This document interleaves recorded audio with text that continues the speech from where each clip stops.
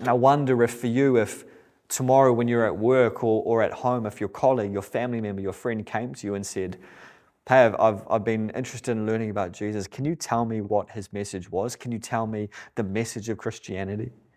Would you know what to say? Would you be confident? Would you know how to give it clearly and succinctly? I'd love to take a couple of moments. Maybe I'm hoping for about 2 to 3 minutes just to share a really simple method of sharing the gospel with someone. And it's called the 3 circles method. You start by drawing a circle on a bit of paper and you say, this line represents brokenness in our world. I think as you look around the world, you see people hurting in pain. We see greed, we see corruption, we see people fighting, we see wars. You look inside yourself, I look inside myself and I see things I don't like. Anxiety and lust and sin. But we also see beautiful things. We see the beauty of creation. We see people able to do really good and kind things to one another. And that's because God created the world in love. This isn't how God meant things to be. He's a loving God and He created a perfect world for us to enjoy.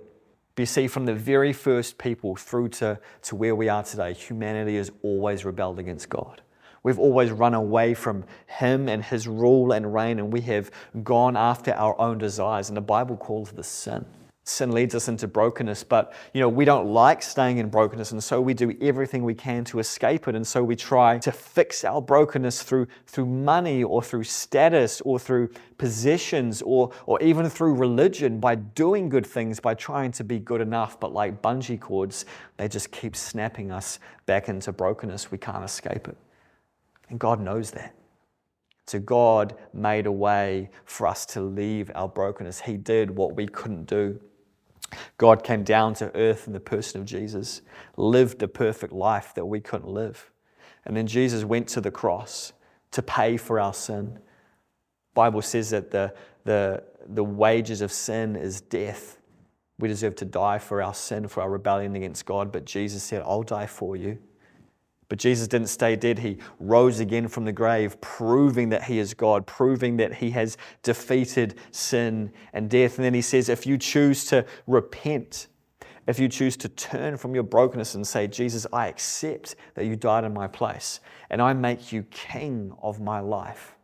I'm sorry for what I've done. I'm sorry for my rebellion. I turn to you, Jesus. I make you my king." Then God says that He will make you a new person. He will forgive you for your sin. He will fill you with His Spirit and restore you to right relationship with Himself. This is the message of the gospel. And can I ask you, out of these circles, which one do you most identify with right now? I think that took maybe 2 or 3 minutes. But that's a fairly clear gospel presentation that you could just draw on a napkin with someone. I wonder if you might have heard that before, and I wonder if that's something you feel like you could practice. And then you could carry it around in your pocket in the back of your mind, that you would have a simple and clear way of sharing the gospel with people. Because for us as a church, as we pursue our vision of becoming a multiplying, disciple-making movement to transform Wellington and the world with the good news of Jesus, we're going to be equipping the church in many different ways. And one small way is by simple tools like these. We want every follower to be able to share the message of Jesus clearly and succinctly. This is a great way of doing it.